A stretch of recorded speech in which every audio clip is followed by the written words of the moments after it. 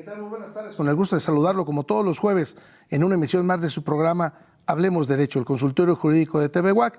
Su servidor Gerardo Pérez le da la más cordial de las bienvenidas para que nos acompañe a lo largo de esta hora.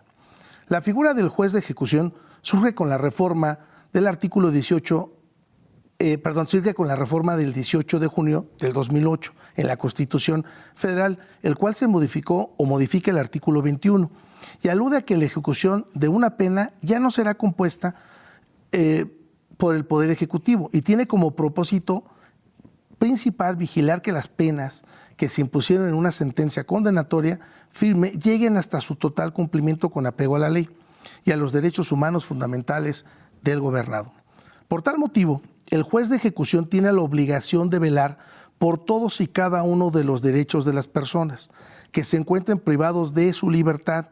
Tiene funciones de vigilancia, decisorias y consultivas, y es el encargado de la ejecución de las penas y medidas de seguridad, de acuerdo al principio de legalidad y del control de actividades penitenciarias, garantizando los derechos de los internos y corrigiendo los abusos y desviaciones que pudieran producirse por parte de la administración penitenciaria. El tema de esta tarde es el juez de ejecución. Acompáñenos. Perspectiva. Diálogo. Interacción ciudadana. Hablemos Derecho. El consultorio jurídico de TV UAC. Con Gerardo Pérez Alvarado y Laura Méndez Olivares. Comenzamos. Licenciada Laura Méndez, muy buenas tardes, con el gusto de verte como todos los jueves. ¿Cómo está, licenciado? Buenas tardes, pues igualmente para mí es un placer saludarlo y también dar la bienvenida a todas las personas que amablemente nos sintonizan como cada jueves. Quiero aprovechar para recordarles que este programa es completamente en vivo aquí desde el Cerro de las Campanas y puede ver la retransmisión, además de la señal de TV UAC en televisión abierta en el canal 24.1, también puede vernos en el canal de Megacable, el 124, en el canal 24 de Axtel, el 14 de Easy, entre otros sistemas de televisión por paga. Nos puede ver en vivo los jueves a las 6 o también en las retransmisiones los fines de semana. Además, lo invitamos a que nos busque en nuestras redes sociales, en Facebook, en YouTube y en Spotify. Nos encuentra como Hablemos Derecho, el consultorio jurídico de TV UAC, el nombre completo, y ahí usted va a poder encontrar todo el contenido que semanalmente transmitimos, es decir, este programa completo y los anteriores. Lo invitamos a que se ponga en contacto con nosotros para que nos haga llegar sus comentarios, sus dudas o también nos indique si quiere que realicemos o que desarrollemos algún tema jurídico que sea de su interés. Es precisamente esa la manera en la que se nutre el contenido de este programa, tratando de disipar dudas recurrentes con el apoyo, por supuesto, como lo es el día de hoy, de un experto conocedor del tema para poder brindar orientación jurídica a la ciudadanía en general.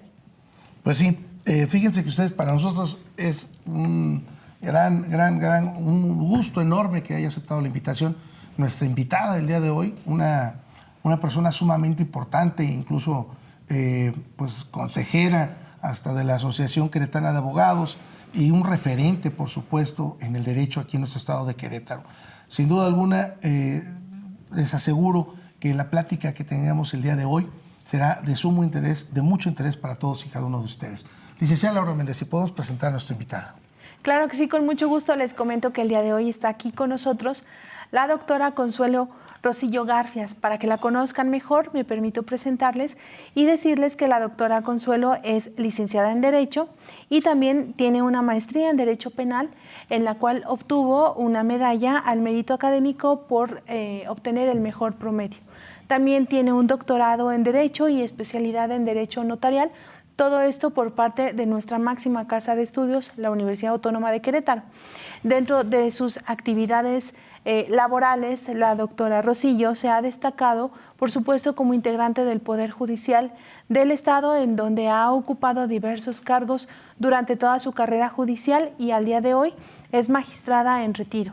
Asimismo, se ha destacado, por supuesto, en la docencia, impartiendo clases a nivel profesional, tanto en la Facultad de Derecho de la Universidad Autónoma de Querétaro como en algunas otras universidades particulares como la Anáhuac, la Marista, entre otras.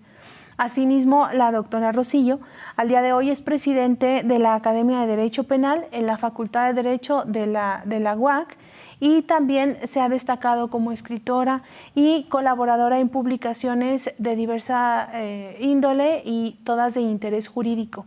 Entre otras muchas actividades en estas zonas que ha destacado la doctora Consuelo Rosillo, a quien por supuesto le damos la bienvenida y agradecemos mucho que haya aceptado la invitación a este programa. Doctora, buenas tardes, bienvenida. ¿Qué tal? Muy buenas tardes, Laurita, muy buenas tardes, Gerardo. Gracias por la invitación. Siempre es un gusto acompañarlos aquí en su programa, sobre todo que siempre tocan temas y tópicos de novedad, de interés para la ciudadanía, y creo que, bueno, pues esto nos acerca un poquito o un mucho a la sociedad para entender algunos problemas que se van dando dentro de nuestro entorno.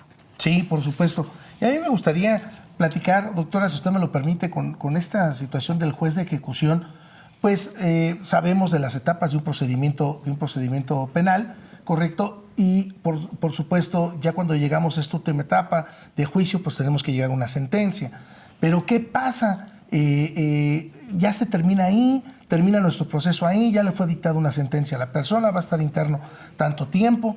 Y muchas personas podrán decir, bueno, no me parece justa que fueron 10 años de cárcel, yo hubiera querido 20, yo hubiera pedido 15. Bueno, no me parece justo que haya estado 3 meses interno porque quedó en libertad, etcétera, etcétera. Cuando en realidad, pues incluso hasta perder un solo día de tu vida, lejos de tu familia, lejos de tu entorno, y las repercusiones que esto genera, porque nos gusta o no, pues tiene una repercusión social. No menos importante, doctora, es que yo he visto que a últimas fechas, y no se diga a últimos meses, hemos tenido, por lo menos en nuestro estado y en nuestro entorno, en nuestra República Mexicana, hechos muy fuertes, ¿no? Digo, de un gran impacto social, que, bueno, a título personal, yo mismo me he sorprendido de la forma en la que el ser humano puede actuar y a la que llega el ser humano. Y me refiero, por ejemplo, a hechos en donde una menor sale de su casa, va a la papelería, ya no regresa, la privan de la vida, no sin antes haber abusado sexualmente de ella. La semana pasada, doctora, dábamos cuenta o veíamos en las notas que pues unos jóvenes en secundaria, en plena edad de 12, 15 años, pues hacían bullying con un compañero, y a este compañero simple y sencillamente pues se les hace fácil vaciarle el alcohol en gel que utilizamos para desinfectar, y resulta que le prenden fuego. Y lesiones, de alguna manera, yo lo veía en las notas, pues que le van a dejar secuelas, ¿no? Y cicatriz permanente, lamentablemente. No menos importante, doctora, por ejemplo, también dábamos cuenta en noticias hace igual un par de meses, y apenas el día de ayer, antier, lo leía yo en el periódico, en Puebla nada menos, de linchamientos, ¿no? Otra vez un abogado es linchado, y hace, repito, un par de meses una abogada con su pareja por ahí llegaron a un lugar determinado, no recuerdo ahorita, y dijeron, no, están robándose a los niños, y los linchan. Y yo lo comentaba porque, amable televidente, hace un par de días venía de Celaya, y hubo un accidente, y entonces estaba obstruido ahí el tráfico. Ya tenía yo como un poco más de media hora, y la verdad que pues se me hizo fácil bajar pues por Obrajuel. Y sin pensarlo, porque lo que quería yo ya era moverme, faltaban también pocos kilómetros para cruzar la caseta, estaba hablando a lo mejor unos 20, pues ya también lo que quería era llegar aquí a la ciudad. Y se me hizo fácil, ahora sí que literal, diría, rodear vereda, doctora. Y en estos hay algunos tramos, incluso pasé por atrás de la Toyota, que ni conocía, y hay algunos tramos que sí no tienen mucha seguridad. Cualquier persona podría haber dicho, oye, este señor que vaya en ese carro, esta persona sospechosa, quiere robarse niños aquí, y podrían haberme linchado, claro, en el peor de los casos, ¿no? Porque lo que es lamentable es que la gente incluso lo ven, y lo ven de una forma normal, doctora. Ya la familia y todos en las noticias que encubrí estas notas, ya la misma familia lo ve y pareciera que nos estamos acostumbrando a esto ser normal. Entonces, tenemos dos disyuntivas. La sanción y decir sí, que se quede N número de años en la cárcel, o decir, apostemos en la readaptación, apostemos en la educación, y para eso, pues a mí me gustaría que usted nos dijera cuál es la función entonces de un juez de ejecución, pero no sin antes partir de estos conceptos pues éticos, morales, doctora, que me parece que será muy importante porque la gente que nos ve también es la gente productiva de nuestra sociedad. Pues, ¿qué hemos aprendido no solamente en nuestra licenciatura, sino en todas las áreas del conocimiento? Siempre se ha dicho que la célula de la sociedad, la célula básica de la sociedad y donde aprendemos los principios, donde aprendemos el cómo comportarnos, qué hacer, cómo desarrollarnos en el entorno, pues es la familia. Y vamos a verlo desde esta perspectiva. Nosotros en nuestra sociedad tenemos 3 poderes: poder ejecutivo, legislativo, judicial. En la casa también tenemos los poderes. Y esa representación que tenemos en el domicilio, que tenemos el papá, la mamá, y las reglas que están instauradas en la casa, entonces esos son nuestros 3 poderes al interior. Si nosotros enseñamos desde el hogar ese respeto a nuestras instituciones, pues obviamente se va a permear ese respeto al exterior. Entonces, mucho de lo que pasa en nuestra sociedad hoy por hoy es esa descomposición familiar. Y no porque pudiéramos decir, no, pero pues es que yo soy madre o soy padre soltero y entonces yo no podría dar esa educación. Claro que sí, la podemos dar en nuestro hogar, independientemente de que seamos solteros o casados y tengamos hijos. Entonces creo que mucho de la descomposición social se ha gestado en nuestros hogares, que no hemos tenido el buen cuidado de tal vez acompañar a los hijos siempre en sus espacios. Si nosotros vemos que nos traen algo que no es de su propiedad, ¿por qué está aquí? ¿Quién te lo dio? ¿Quién te lo regaló? Y averiguarlo, ¿no? O sea, incluso ver, ay, te regalaron, pero ¿cómo te van a regalar un celular si yo apenas te podría comprar uno, ¿no? Entonces, ¿quién te lo regaló? Vamos a ver quién es, ¿no? ¿Por qué te lo regalaron? O algunas circunstancias, o si se pelearon en la escuela, o los cambios que se van dando del bullying y demás, sobre todo por estos jovencitos que realizaron este desafortunado agravio en contra de un compañero. Pero como esto puede darse, no solamente la agresión desde un punto de vista físico, también encontramos agresiones desde el punto de vista moral que orillan al joven a llegar al suicidio. Entonces, hemos notado en nuestra sociedad que nuestra piel se ha vuelto poco sensible a lo que sucede. Y ya vemos como normal, en las noticias de Zona Segura, otro ejecutado, otro no sé qué, y así lo vemos, ¿no? Y entonces, como que son puras malas noticias de las que se está llenando todas nuestras redes sociales. Y nos brincan en cada momento. Pero también, ¿qué otra cosa hemos tenido? Que en las redes sociales tenemos que nuestros jóvenes tienen acceso a todo tipo de eventualidades. Por ejemplo, los vemos que es bien fácil que puedan tener un carro último modelo, aparentemente. Eso dicen las redes sociales. Que es muy fácil agredir y que no pasa nada. O correr el vehículo a alta velocidad y tampoco pasa nada. Pero eso se ve. Creo que necesitamos permearles que lo que encontramos en redes sociales es mucho ciencia ficción, para que estas cosas no sucedan. Y que lo real, yo les decía alguna vez a mis hijas, yo no quiero niñas de plástico, yo quiero niñas que sepan sentir, que sepan pensar en los demás, que sepan ayudar, que puedan cooperar, ¿no? Y de pronto eso creo que dentro de nuestra sociedad, dentro de nuestro entorno se ha ido perdiendo. Y por lo que ve a esta pregunta que me hacías en cuanto al juez de ejecución, creo que es un reclamo que la sociedad también nos había exigido. Teníamos un juez de ejecución, tenemos hoy un juez de ejecución y antes no lo teníamos. En esa reforma del 2008 en la que nos regresaron a la escuela todos los que habíamos estudiado un sistema y que de pronto nos rompieron el paradigma, ¿verdad? Nos rompieron totalmente el paradigma. Bueno, en materia de ejecución, fue algo muy curioso porque ya nos estaban exigiendo, ya tiene que empezar y estábamos trabajando a marchas forzadas en la reforma. Entonces, prácticamente de un momento a otro teníamos que abordarlo y nuestro Estado tenía que crear su nueva ley de ejecución, porque no empezamos con la Ley Nacional de Ejecución. En Querétaro empezamos con la Ley de Ejecución de Sanciones y entonces tuvimos que hacer toda una modificación en el Código Penal para sacar todo el aspecto ejecutivo para llevarlo a la Ley de Ejecución.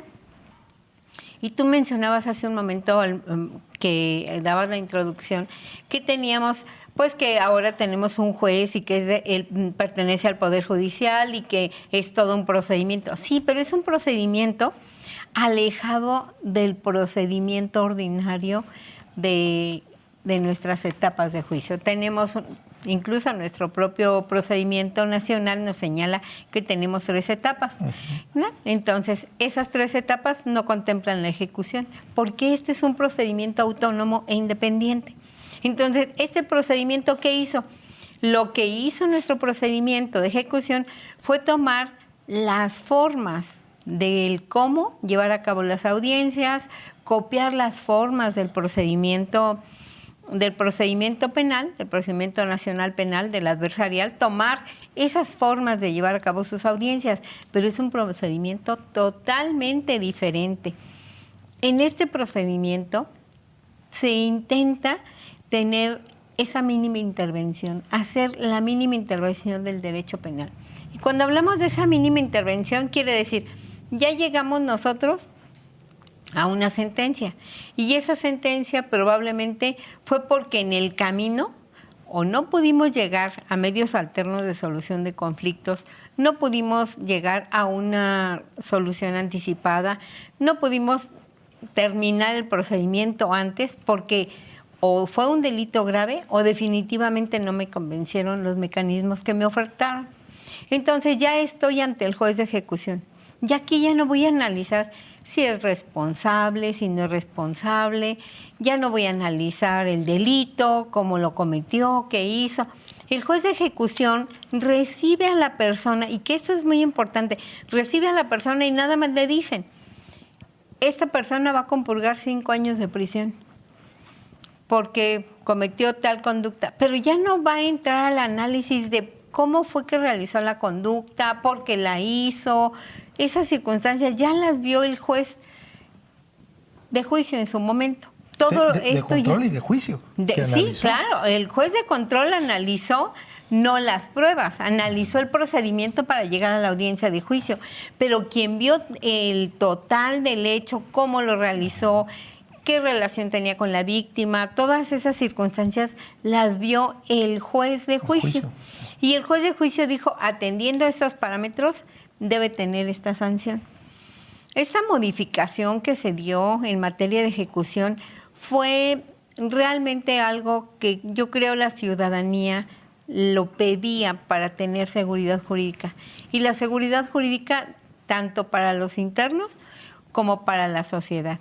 Porque muchas veces, al ser un trámite administrativo, de pronto decíamos, le impusieron 10 años y pasaban 2 años y ya lo veían en la calle. ¿Cómo? Si fueron 2 años, ¿en qué tiempo o por qué está fuera? Pues había obtenido beneficios a partir de un trámite administrativo. Entonces, eso rompía con la seguridad jurídica del ciudadano, del gobernado, que decía, pero si me ofendió, para mí fue muy poco el tiempo que le pusieron y todavía ya me lo encontré en una fiesta, ¿no?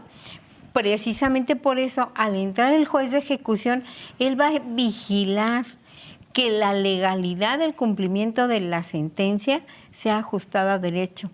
Este juez vigilará que se cumpla de punta a punta la sanción y que si alcanza algún beneficio, tenga perfectamente documentado, justificado, así que probado, fundado y motivado el que alcanzó un beneficio y en qué consiste. Sí tenemos en materia de ejecución cierta suplencia por ser personas que se encuentran privadas de su libertad. Por ejemplo, si hay alguna inconformidad, porque a todo lo que un interno quiera promover se le denomina controversia. Independientemente de lo que pida, se llama controversia. Entonces, Si él solicita algo, lo puede pedir por escrito, lo puede pedir verbalmente, y todo ante el juez de ejecución, que tiene obviamente plazos muy cortos para resolver. Realmente creo que esta reforma fue muy bondadosa para las personas que se encuentran internas, pero también fue de profunda seguridad para nuestra sociedad. Creo que se reivindica este aspecto de la reinserción social y estamos hablando de reinsertarlo a la sociedad, no de readaptarlo, porque hasta el concepto se cambió y no solamente fue un cambio de conceptos, un lenguaje, sino la interpretación que pretende dar la Constitución, porque la Constitución dice que se reinserte a la sociedad. Cuando decíamos que lo readapte, ¿a quién se readapta? A quien esté enfermo, a quien padece esa readaptación, pues es que a lo mejor va a necesitar un procedimiento pues rehabilitador, etcétera, ¿no? Pero ¿qué tal si está muy adaptado? ¿Qué tal si la persona estaba muy adaptada a la delincuencia? Les platico que alguna vez cuando tomábamos la declaración preparatoria, le preguntábamos a una persona que llega ahí detenido, ¿y usted a qué se dedica? Ah, soy cristalero. ¿Cómo?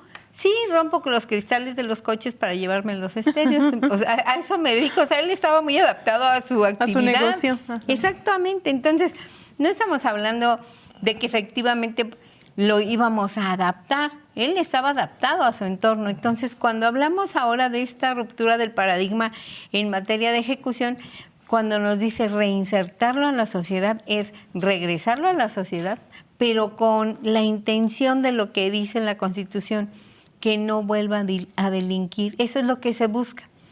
Entonces, dentro de esta reforma se crean programas a los que el interno debe inscribirse, así como se inscriben a la escuela, y que se ajuste el programa de acuerdo a sus habilidades, sus conocimientos. Si tiene, a lo mejor, desafortunadamente es un profesional que cayó en alguna circunstancia delictiva, pues a lo mejor dice, yo soy profesionista, soy ingeniero, puedo darles matemáticas a los que van a estudiar, y forma parte de su actividad interna. Entonces, creo que sí, muchas veces en los delitos que comentaba hace un momento el licenciado Gerardo, pues a veces quisiéramos nosotros decir que lo maten, que se muera, que le pongan cadena perpetua, porque son delitos que laceran a nuestra sociedad, son delitos que lastiman enormemente a la sociedad. Sin embargo, ¿en qué nos haría diferentes a ellos si nosotros pugnáramos por la muerte de una persona? Si es el bien superior que tenemos, ¿no?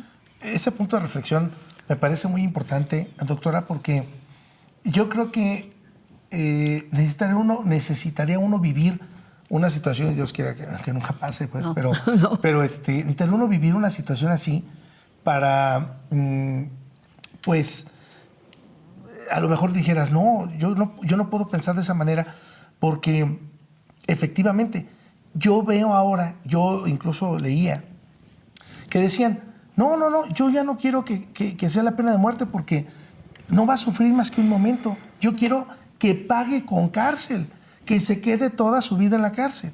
Incluso, pues hasta luego en películas, ¿no? Vi una película, una serie, y esta persona vivió un secuestro y no obstante ello, otras 2, 3 personas más la secuestró este sujeto, tuvo un hijo con una de ellas y bueno, logran escaparse como sea. Y ella decía, me destruiste la vida, yo no quiero la pena de muerte, yo quiero que pagues con cárcel. Y bueno, ya cuando le dan la sentencia de número de años, pues decide suicidarse. Pero efectivamente, ¿a qué estamos pasando? Como que ya no generamos conmiseración, ya queremos así como absorber como el sufrimiento de todos y decir, no, ahora tú tienes que pagarlo o buscamos que alguien nos lo pague. Y yo creo que hay una línea muy delgada ya para no hacerse justicia por su propia mano, doctora. Y yo creo que eso es lo que nosotros necesitamos ir permeando hacia nuestra sociedad. No es adecuada hacerte justicia por propia mano, no solamente porque la norma lo diga, sino porque debemos llegar a esa sensibilidad de que cómo voy a ver a ese ser humano lastimado, golpeado, porque lo hemos visto que hoy No, pues es que intentó robar y se metió a la casa y lo agarraron a golpes y hasta llamaron al vecino para que le ayudara, ¿no? Y vemos a la persona pues que sí, que ya queda en unas condiciones terribles, que pues, él se lo buscó porque se metió, porque esto, pero podemos incurrir en una conducta delictiva. No se justifica definitivamente el que una persona se haga justicia por propia mano, y creo que, bueno, nuestros códigos son también políticas preventivas del delito. Entonces, creo que es importante que la sociedad sepa, que el ciudadano de a pie sepa que hacerse justicia por propia mano, estaríamos en presencia de una figura que se denomina exceso en la legítima defensa. Y que si ese exceso en la legítima defensa rebasa los parámetros, pues puede incurrir en una conducta más allá de la que incluso el propio delincuente intentó realizar en su casa, que fue descubierto. El delincuente probablemente quedaría como tentativa de robo, tentativa de algo, y él sí quedaría por una conducta que acabaría truncando tal vez pues su trabajo, dejar desprotegida a su familia, etcétera. Entonces, no es lo correcto. Precisamente por eso existe la norma y nuestras instituciones, que si nosotros pugnamos desde el hogar que se respete a las instituciones, tendremos una mejor sociedad. Sí, sin lugar a dudas. Yo creo que nos hace falta educación, doctora, y mucha conciencia. Y creo yo que la situación social, económica también de nuestro país, de nuestro estado, pues nos lleva a que antes pues el padre o la madre, bueno, pues eran proveedores.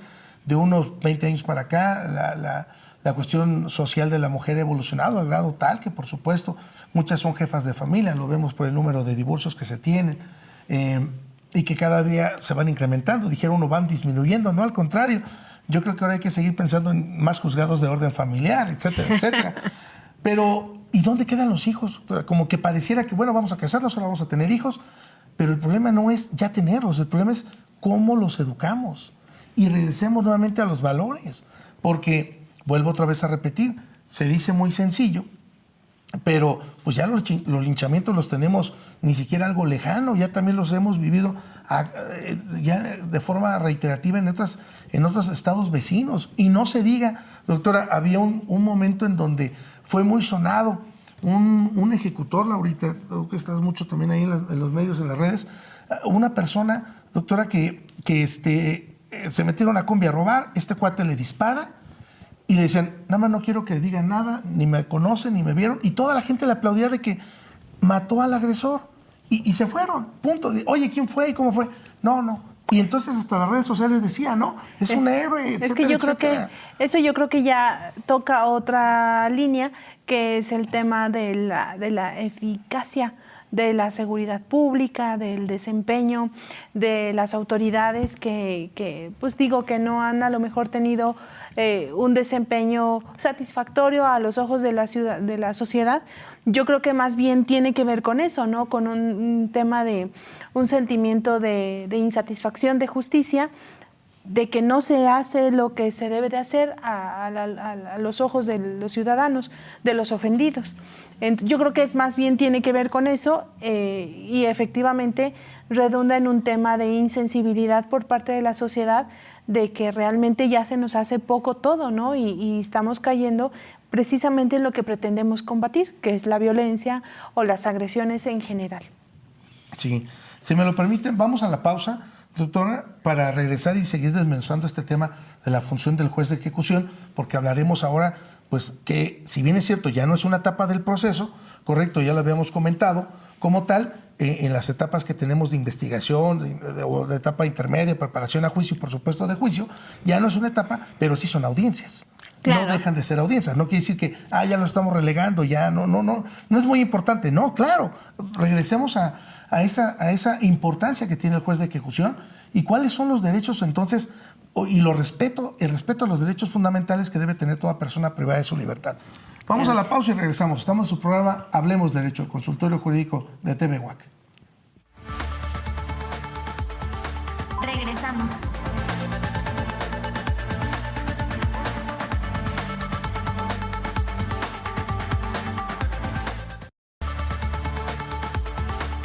Continuamos.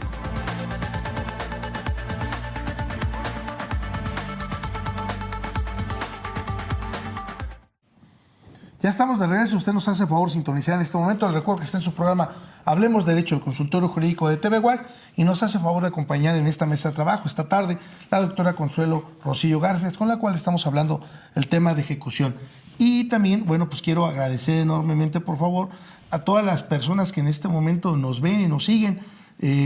Emilio Valeria, Nancy Calzada, Gio Verdi, licenciada, por supuesto, y acaba de ser su cumpleaños de la licenciada, ahí en segunda instancia está Luis Humberto Samayoa, Miguel Álvarez, Alex Coquín, un buen alumno, Alberto, Vicente, licenciado Vicente Yasmín, Picasita, bueno, la licenciada Alma Méndez, por supuesto.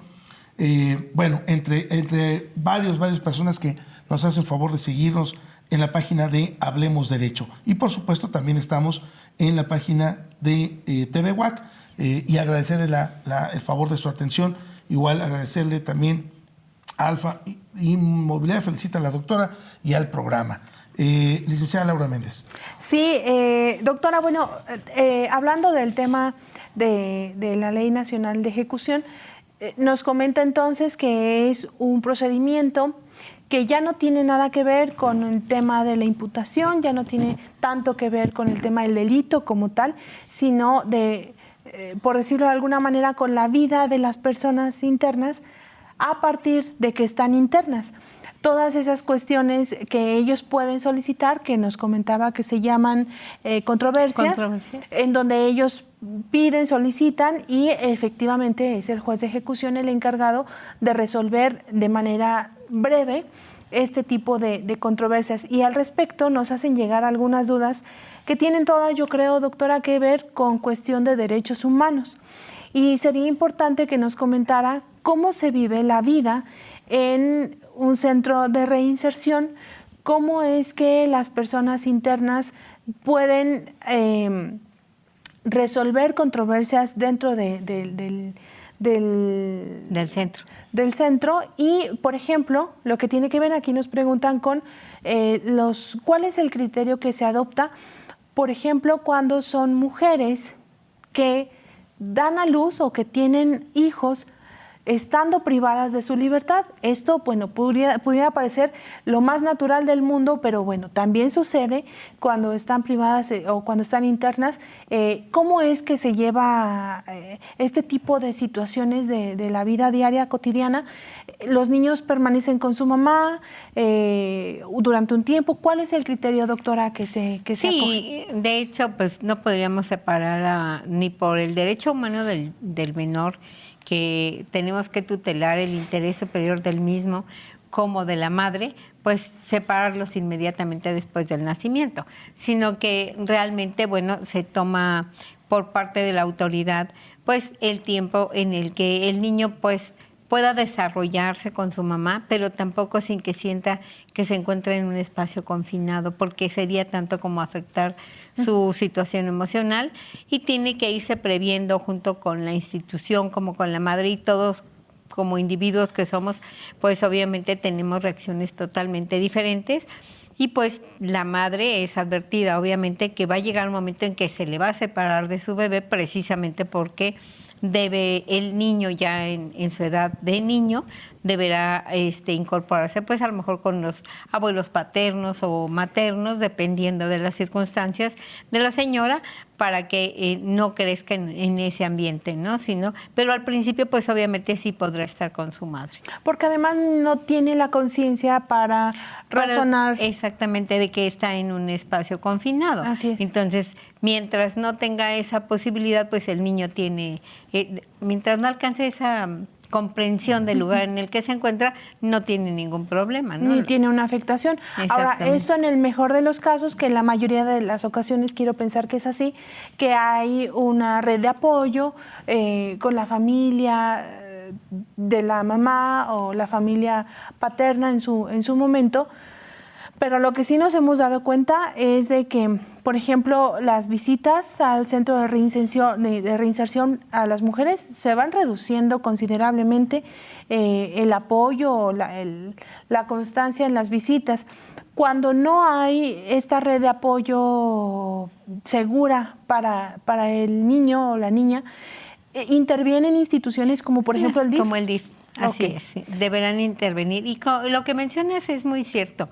Fíjate, hay veces que podría hasta parecer chusco, pero así pasa, que algunos internos hasta se pelean por venir a visitarlos y no necesariamente su familia, sino novias o amigas, etcétera, ¿no?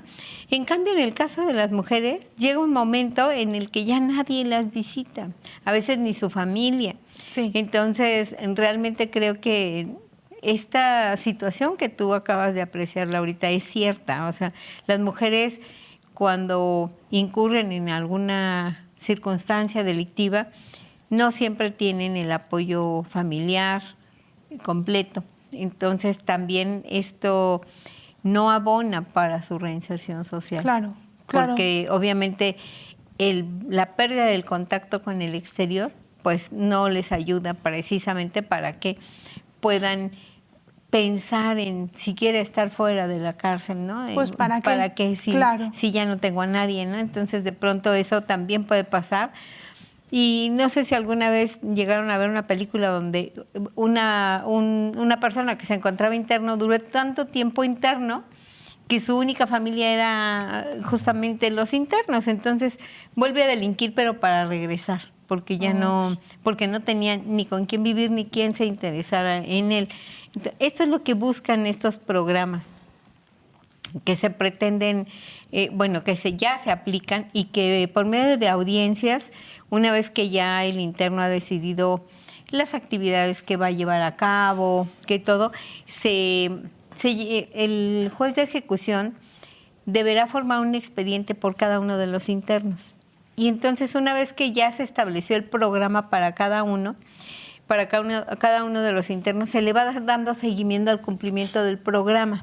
Y este programa, cómo lo va ejecutando, si se va haciendo bien, y se van anexando los informes, como les mencionaba, para tener fundado y motivada la posibilidad de que en algún momento tuviera algún beneficio o que quisiera hacer valer algún beneficio. Otra cosa que también vino a mejorar toda esta circunstancia era que anteriormente como que no había el interés de que pues ya se le impuso la pena y ya está interno y punto, ¿no? Pero, ¿y la reparación del daño? ¿Qué pasó con la reparación del daño? Y lo que se ocasionaba era que se prescribía la reparación del daño, se prescribía la multa, porque no había la exigencia ni el recordatorio de estarle diciendo, oye, no has pagado tu reparación del daño, no has pagado la multa. Y cuando prescribían sus penas, ¿qué sucedía? Pues buscaban el acceder a lo que conocíamos como indulto. ¿Se acuerdan que cada 16 de septiembre se llevaban a cabo estos indultos? Pues muchos de los indultos que se dieron en aquella época, pues se dieron sin que se hubiera pagado reparación del daño y multa al Estado. ¿Por qué? Pues porque se habían prescrito. No se había ejercido el derecho de la víctima ni el del Estado de hacer el cobro respectivo.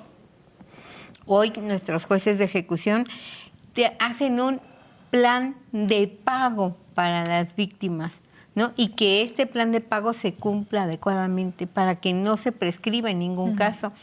Incluso también se tiene dentro de este plan que se tiene con los internos, es que se pueden llevar a cabo también audiencias de composición de la sociedad, así como tenemos mecanismos alternos de solución de conflictos. Sabemos que ya cuando se encuentran internos, pues el conflicto ya no se soluciona, llegamos a la sentencia, pero sí podemos tener una reunión con el ofendido o con la víctima para que el imputado busque el perdón, ya no de la sanción, ya no de la pena, sino el perdón de la víctima para recomponer el tejido social, para recomponer a esa familia que agredió, para recomponerse él también y que se pueda llegar a esta como amigable composición, pero no desde un punto de vista económico, sino desde un punto de vista emocional. Es difícil, y yo lo comento con mis alumnos, es difícil que alguien que diga, pues se metieron a robar a mi casa, me encañonó, ya parece que voy a ir a verlo para que lo perdonarlo o alguna cosa, ¿verdad? Definitivamente creo que es muy difícil. Sin embargo, la ley lo prevé. Pudiera ser en algún supuesto que alguien o algún interno dijera, yo sí quiero que me perdone, o sea, yo quiero pedirle perdón.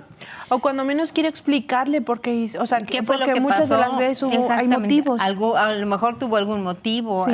algo que lo llevó justamente a realizar el hecho en ese momento. Pareciera muy soñador, pareciera demasiado romántica esta situación. Y poco hemos sabido que se haya hecho uso de este medio. Sin embargo, pues no está alejado de la realidad y sabemos que muchas veces este tipo de acciones sí componen el tejido social, emocional, tanto para la víctima como para el victimario. Para ambas partes, sí. Y regresamos otra vez al punto medular, doctora, en el sentido de decir, sí se hizo justicia o no se hizo justicia. Exacto. Porque la gente, vamos, a veces uno lo ve en el ejercicio del litigio, pero a veces no entiende previamente el juicio. O sea, a ver si me doy a entender. Un asunto, un choque, atropella a una persona, muere. Obviamente sigue su proceso de libertad y le dices, oye, ve juntando la reparación del daño. Y la gente dice, no, ya me sacó y estoy bien. No es que estés en libertad porque no hayas sido responsable, sino tienes que llegar a la reparación del daño. Bueno, llegamos al juicio. Y obviamente lo sentencian y se queda interno. Entonces, ¿y ahora?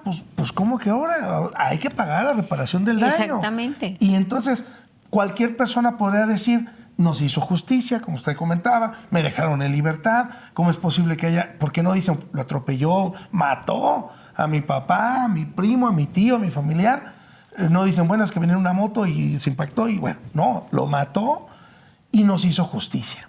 Y ahí la primera vertiente social, no hay justicia. Segundo, me parece a mí que ya una vez ante esta situación la gente lo que quiere es, bueno, en la cuestión de la vida complicado, pero una cuestión de daños, ¿yo para qué te quiero en la cárcel? Repárame los daños que me ocasionaste. Así es. ¿No? Claro. En un robo, lo que sea, repárame lo que me robaste, repárame el daño. No te quiero yo, no me interesa que estés en la cárcel, ni que me pagues con cárcel. Entonces, me parece que ese punto es muy importante, porque ahora sí podríamos decir que sí se aplica, o por lo menos la parte ofendida se siente satisfecho por cuanto vea la reparación del daño, doctora. Sí, efectivamente, la reparación del daño es una pena pública y como pena pública no podemos quedar exentos de pagarla para el caso de haber cometido alguna conducta ilícita. Claro, y para tener el beneficio. Entonces, incluso se ha dado excepcionalmente, porque realmente cuando llegamos ya con el juez de ejecución es que ya todos los rubros, tanto de reparación del daño como de sanción, como de multa, ya fueron analizados por el juez de juicio. Sin embargo, ha habido ocasiones en las que no se logra acreditar completamente esa reparación del daño dentro del juicio y tenemos que terminar ese rubro con el juez de ejecución. No es común, es esporádico. Lo ideal es que sea directamente con el juez de juicio. Sin embargo, cuando no se ha logrado acreditar ese rubro de la reparación del daño, no queda como anteriormente en nuestras sentencias, Gerardo, que seguramente lo recordarás, como no logró acreditar la reparación del daño, se le absuelve. No. Y así quedaba sí quedaba nuestra sentencia. Y no era... Nos la confirmaban en segunda instancia y en amparo y en todo, porque efectivamente era un criterio. Sin embargo, hoy no podemos hacer eso. No se puede absolver de la reparación del daño ante una sentencia condenatoria. Okay. Entonces, siempre va a haber reparación del daño para que... Como un derecho de la víctima, un derecho de la víctima, exactamente. Y eso, lo que mencionabas en el caso de los robos. Si el robo no fue con violencia, podemos arreglarlo por una amigable composición, ¿no? Y no necesitarnos, anteriormente, bueno, pues el robo se persigue de oficio y siempre ameritaba cárcel, fuera lo que se robara, ¿no? independientemente. Y luego un tiempo que lo teníamos calificado como delito grave, robaras lo que se El robara, Oxxo, y te llevabas un gansito del Oxxo y era un robo calificado y tenías que esperarte pues tus 9 meses del procedimiento, o bien si una vez dictado el auto de término, pues ver la posibilidad de que la Fiscalía presentara pronto sus conclusiones, porque pues era un robo mínimo, etc. De todas maneras, mientras ya estaba privado de la libertad, ¿no? Hoy, en todos los delitos de índole patrimonial, podemos irnos a los medios alternos de solución de conflictos y la persona puede llevar su proceso en libertad y además también puede negociar una sentencia anticipada, etcétera, dentro de lo que es el procedimiento. Y que realmente los asuntos que conoce ya el juez de ejecución es los que definitivamente o fueron muy graves o definitivamente no se logró hacer nada en el camino del proceso penal, ¿no? Okay.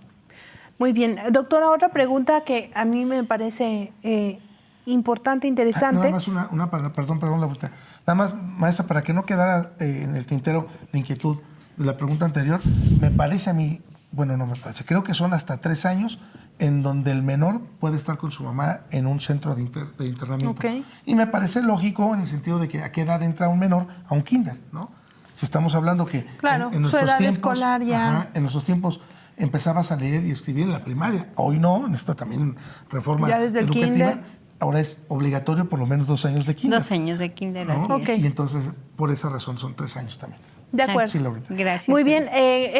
Cuando hablamos de personas que enfrentan un proceso penal y que resultan sentenciadas por un delito de esta naturaleza, que tienen que estar insertas más bien tienen que estar en un centro de reinserción, cuando pertenecen a la comunidad LGBT, ¿cómo es que se determina a qué centro de reinserción se va a integrar?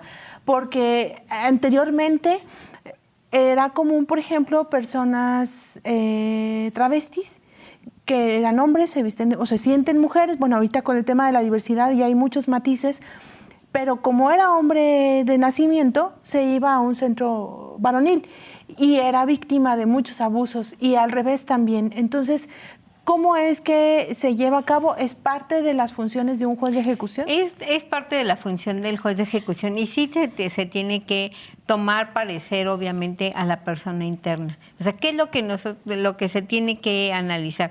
Esta persona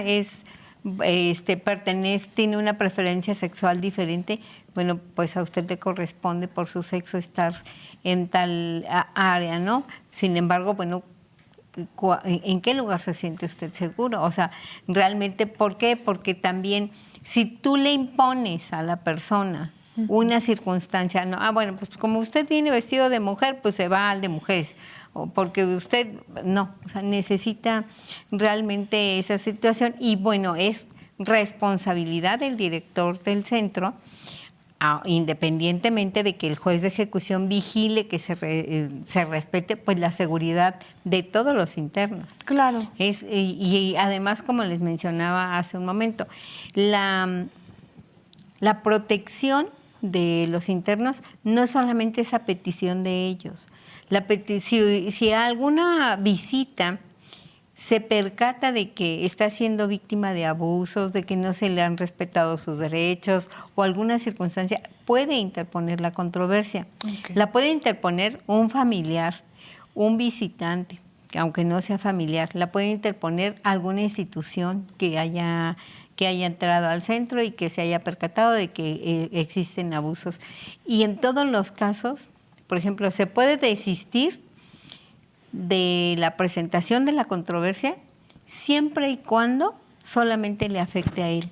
Pero si la controversia que está interponiendo le afecta a 2 o más internos, no puede desistirse. O se desiste solamente por lo que ve a él y el juez de ejecución tiene la obligación de continuar. Pero normalmente este tipo de conflictos de convivencia, pues afectan a todo el centro, no solo a la persona afectada. No solamente a la persona. Así es. Otra duda, no sé qué tan común sea, seguramente más común de lo que quisiéramos. Nos queda un poco de 3 minutos. Muy bien. Cuando hablamos de deudores alimentarios, que están en un centro de reinserción, es decir, mamás, papás que tienen que dar pensión alimenticia. ¿Se les puede exigir que cubran la pensión? Si tienen al interior del centro alguna actividad remunerada, claro que tienen la obligación de proporcionar, pues a lo mejor no el total de los alimentos, pero no están exentos de la claro, en la medida de sus posibilidades. Dentro de suma sus importancia, posibilidades. un tema muy importante porque Sí. ¿en qué grado quedan los alimentos y en qué grado queda la reparación del daño? Claro. O sea, sí. ahí ¿Cuál derecho es hablamos- preferente? Acuérdense Sí. que alimentos es preferente a cualquier. Siempre. Sí, Siempre. pero también por otro lado, cualquier persona dirá, espérame, porque yo quiero un beneficio. Y si no, no puedo reducir, O no pago, puedo disminuir. o pago la reparación del daño o pago pensión o pago alimenticia. pensión. Y el tema de las actividades Interesante, laborales es esa consideración del interno. O sea, él puede Sí, trabajar está si dentro quiere de lo que es el programa. o tiene que. Es que se les da un programa para que se sometan a ese programa. No se les puede obligar, obviamente, a trabajar. Ok. Bien. Bueno, este tema es interesante. Por supuesto que, doctora, siempre el tiempo nos come. Y, licenciada Laura Méndez, si podemos despedir y agradecer a las Sí, personas. con mucho gusto, doctora. Primero, muchas gracias por Al contrario, acompañarnos. gracias por su invitación. Que es ya amiga de esta mesa de trabajo y como dice el licenciado de la asociación también, muchas gracias por siempre Gracias a usted. acompañarnos. Y también queremos agradecer a las personas que nos escriben, que se comunican y también a quienes nos hacen llegar sus dudas que precisamente pues reflejan esas dudas recurrentes del público en general. Muchas gracias a todos y también por supuesto queremos agradecer a el equipo que detrás de cámaras hace posible la transmisión semanal de este programa. Muchas gracias a Denis Sánchez, a Edith Segura, a Francisco Molgado aquí detrás de cámaras y por supuesto a nuestro productor Jaime Varela. Muchas gracias a todos. Gracias, hasta el próximo jueves. Muchas gracias. Gracias por acompañarnos. Los esperamos en la siguiente emisión de Hablemos Derecho, el consultorio jurídico de TV WAC.